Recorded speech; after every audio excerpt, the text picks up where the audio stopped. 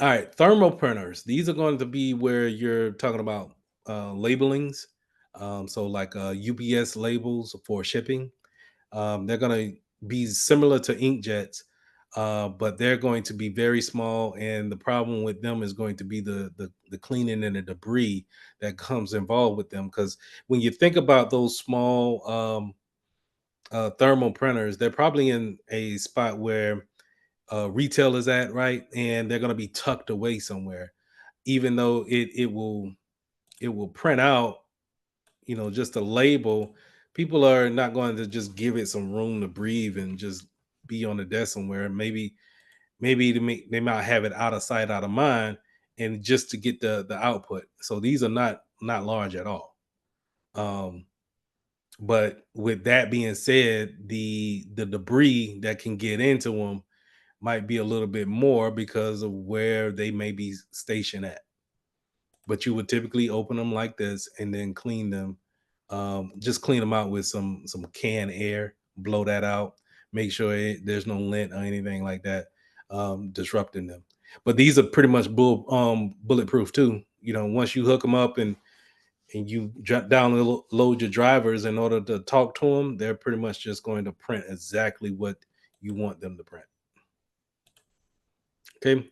Now, last but not least is the dot matrix type of printers. These impact printers. Now, back in the day, for you guys who don't know, this is how your report card came home. Um, and the reason why they would have that is that they would have kind of like these multi-layer report cards where your parents would have to sign the top part of it, and you would bring back a kind of like a signed copy because it was transparent, and you're able to sign a carbon copy and send it back to school, verifying that you did get a signature from your parents and they kept a copy of it too.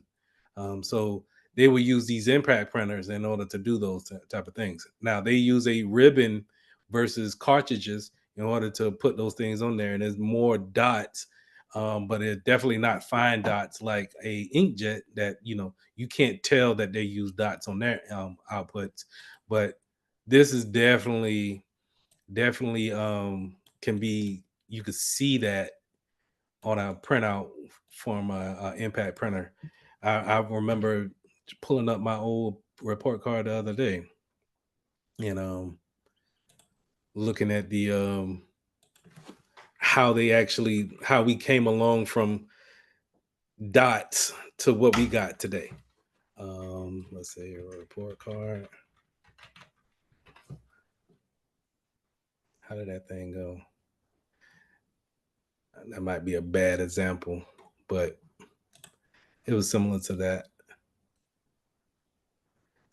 this, but you would have a carbon copy under that to where you could just keep a copy, and you had to send one back to the school. Came a long way, but anyway, you don't normally see these nowadays. If you do see them, they'll probably be in the last place I seen it was a car dealership. Um, but normally everything is going to be, if you need a copy, is too much technology out here for you to be using that type of technology. Anyway, troubleshooting the device and its issues. I already explained a bunch of the devices and their issues that may be caused by a printer, caused to a printer. The main thing is going to be waking it up, that connectivity. Remember, if it's on that Wi-Fi, it's going to be some printers are just, they may show up in the printer prefaces. I mean, the printer devices, but they may not connect, and you may need to, physically go and unplug the printer and plug it back up, or delete the printer from the computer and rejoin it together all over again in order just to kind of get the two to talk. Paper jams is something that we all are going to deal with, but most normally I've seen all paper jams with the laser printers, just because it's going to print so much of a quantity over there. And remember that it needs to go through all of this process here just to kind of get one sheet through. And so the jam could start right here where this doesn't pick up right and sends it through under the drum. And so if that's the problem, then your jam is going to be here. You typically can open up a tray and see that. And if you see a constant jam, guess what you're going to do? You're going to go and replace some of these rollers because it's not picking up right. Now, is that different than replacing it for a whole maintenance kit? Yeah, I would just replace the rollers then. But if I'm getting a output, if it's going through that whole process and then I get a double line or a smidgy lines and stuff like that, no, I'm gonna go and go with a maintenance kit and change the whole thing out. But if it's just a paper jam at the beginning, um, then I can just replace the rollers and the output should be fine. All right, so those are some of the things that I was saying that if the faded print or the white strips, if things are kind of faded out and then you get like these streak marks, um, then we're looking at toner most of the time to go ahead and change those things out. And if you still get that with new toner, guess what? Maintenance kit, maintenance kit will fix it all, in my opinion. Um, now, this can also happen for vertical lines. Um, in the double echoes, right?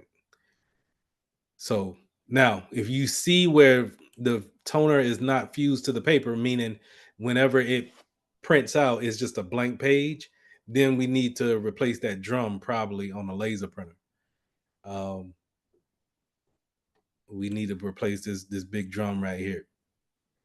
If it's not getting anything on it, it's not heating up. It's not actually making the appliance of the output on that paper.